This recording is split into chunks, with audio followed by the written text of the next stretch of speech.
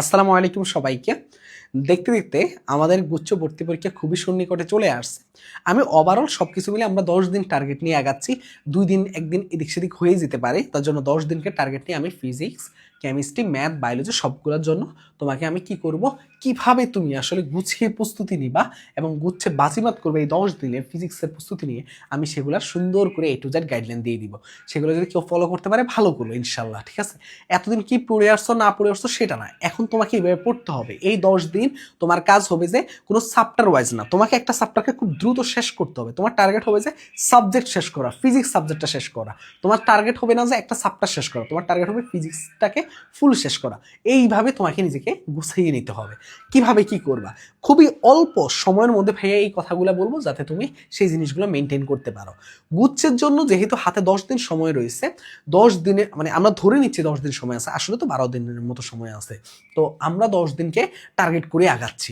এখন এই 10 দিনে তুমি যেই কাজটা করবা ফিজিক্সের জন্য ভাইয়া, বিশেষ করে ফিজিক্সের জন্য ভাইয়া, বাজারে অনেক পড়ছো, অনেক বই পড়ছো, অনেক কোশ্চেন ব্যাংক আছে, বই গাদা সব আছে, সব বাদ দাও ভাইয়া, সব ফেলে দাও, সব ফেলে দাও। তোমার কাছে 3টা জিনিস থাকবে। কি কি জিনিস থাকবে? 3টা জিনিস।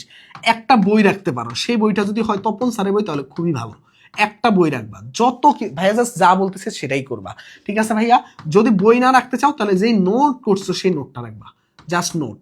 তপন স্যারের বই না রাখতে চাইলে নোটটা রাখবা। তারপরে কি রাখবা? তোমার হলো যে উদ্ভাসের ভার্সিটিক ও প্রশ্ন ব্যাংকটা রাখবা, উদ্ভাসের ভার্সিটিক ও প্রশ্ন ব্যাংকটা রাখবা, ভার্সিটিক ও প্রশ্ন ব্যাংকটা রাখবা। আর পাশাপাশি গুচ্ছ প্রশ্ন ব্যাংকটা জাস্ট নমুনা আকারে মনের শান্তির জন্য রাখবা, ঠিক আছে। গুচ্ছ প্রশ্ন ব্যাংকটা রাখবা। এবার আসি ভাইয়া, মেইন কথায় আসি। এই যে তপন স্যার, তপন স্যারটা না রাখলেও সমস্যা নাই, বাট নোটটা থাকতে হবে। কি হেল্প করবে ভাইয়া? একটু আমি যদি পরের পেজে আসি, এখানে দেখো আমি কয়েকটা জিনিস লিখছি। ফিজিক্সে ভালো করার জন্য এই 3টে জিনিসকে প্রায়োরিটি দেওয়া লাগবে। সূত্রসমূহ ভাইয়া, ফিজিক্সে যারা ভালো করে তারা সবাই ফিজিক্সে ভালো করে একটা টেকনিক শেয়ার করবো, একটা টেকনিক ভাইয়া, সূত্র মুখস্থ করো ভাইয়া, সূত্র ভালো পারো। সূত্র শুধু মুখস্থ করলে হবে না, সূত্রের সেগুলার কি এক একটা পরিচিতি আছে, পরিচিতিগুলো জানতে হবে ভাইয়া। পরিচিতি না জানলে তুমি কোশ্চেন সলভ করতে পারবে না ভাইয়া। গুচ্ছের প্রশ্ন ইনশাল্লাহ এবার সহজ হওয়ার একটা চান্স আছে। প্রশ্ন যেহেতু সহজ হবে তাহলে সূত্রের মধ্যে মান বসাই দিলে অ্যান্সার পেয়ে যাবা। তাহলে কেন তুমি ভাইয়া সূত্রগুলো মুখস্থ করতেছো না ভাইয়া? একদম কোনো কথা নাই, আশেপাশে তাকানোর সময় নাই। এই এই বড় ল, ওই বড় ল, এইটার মধ্যে এই সায়েন্স, ওইটার মধ্যে এই সায়েন্স, এগুলো করার আমাদের সময় নেই ভাইয়া। এখন আমাদের টার্গেট হলো সূত্র ভাইয়া।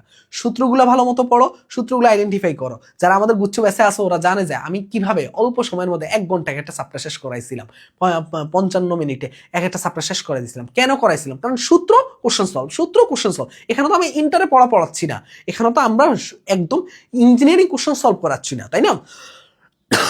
তাহলে আমাকে এখানে কি করতে হবে? সূত্রগুলা কোশ্চেন সলভ, সূত্রগুলা কোশ্চেন সলভ, ঠিক আছে। এবার দেখো সূত্রসমূহ করার পরে কি করতে হবে বলতো ভাইয়া? ভার্সিটিক ও প্রশ্ন ব্যাংকটা সলভ করতে হবে।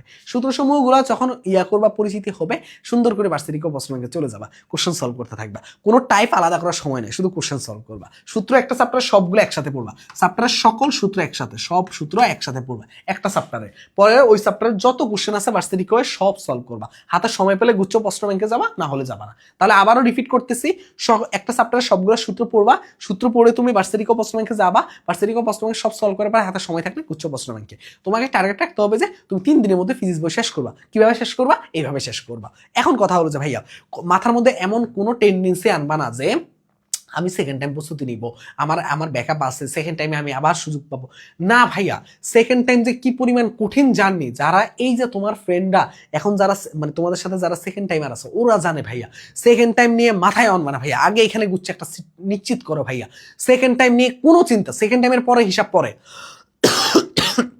যদি মনে হয় যে এখানে চান্স পাওয়ার পরে আরো ভালো কিছু ডিজার্ভ করতেছো, আরো ভালো জায়গায় যাওয়া লাগবে, তাহলে সেকেন্ড টাইম দাও, নো টেনশন। কিন্তু এখানে ভাইয়া চান্স পাওয়া সেকেন্ড টাইমের জন্য ভাইয়ারা সব শূন্যতা একদম সুন্দর করে মুছিয়ে দিব। কিন্তু ভাইয়া এখন সেকেন্ড টাইম নিয়ে তোমাকে ভাবার দরকার নেই।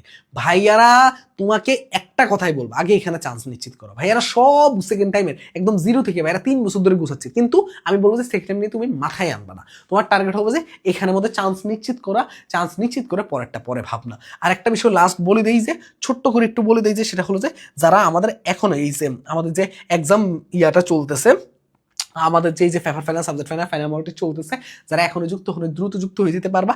আমাদের এই হোয়াটসঅ্যাপ নাম্বারে 01314770610 এখানে মেসেজ দিলে তুমি এখানে যুক্ত হয়ে যেতে পারবা। 199 টাকা ভর্তি চলমান। সবার জন্য শুভকামনা রইল। আল্লাহ হাফেজ, আসসালামু আলাইকুম।